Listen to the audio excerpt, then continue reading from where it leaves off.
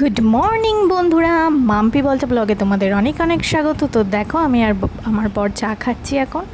তো তারপরে দেখো আমার বর আর আমার মা দুজনেই বেরিয়ে যাচ্ছে অফিসের উদ্দেশ্যে।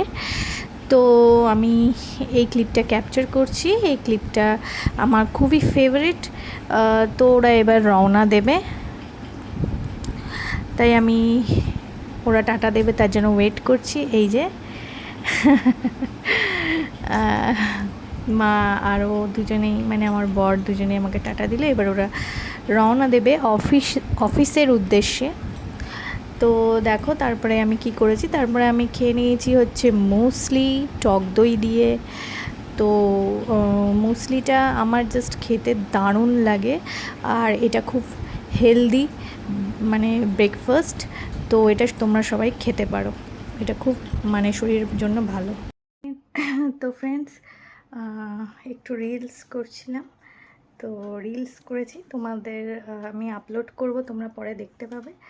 তো চলো সাথে থাকো আর দেখতে থাকো ব্লগটা।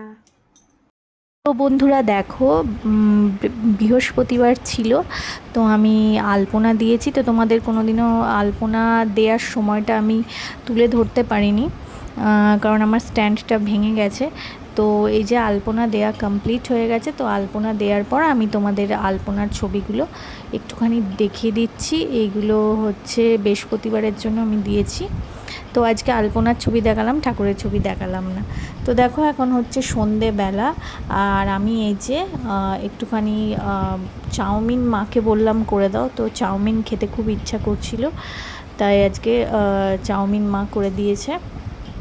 তো বন্ধুরা লাঞ্চটা শেয়ার করে দিচ্ছি তোমাদের সাথে। আজকের লাঞ্চে ছিল হচ্ছে ভাত, লাউ দিয়ে, উচ্ছে দিয়ে আর বড়ি দিয়ে একটা তরকারি, মানে এটা তেঁতোর তরকারি।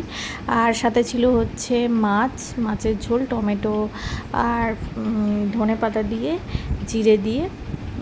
আর ছিল হচ্ছে ডাল। অ্যাকচুয়ালি এই ডালটা আমার জন্যই করা হয়েছে, ডাল আর তার সাথে আলু ভাজা। বন্ধুরা আজকে ব্লগটা এই পর্যন্তই রাখছি। দেখা হবে আগামীকাল নতুন একটা ব্লগের সাথে। তো ততক্ষণের জন্য টাটা। আজকে ব্লগটা ছোটো হয়ে গেল, তোমরা একটু ম্যানেজ করে নিও।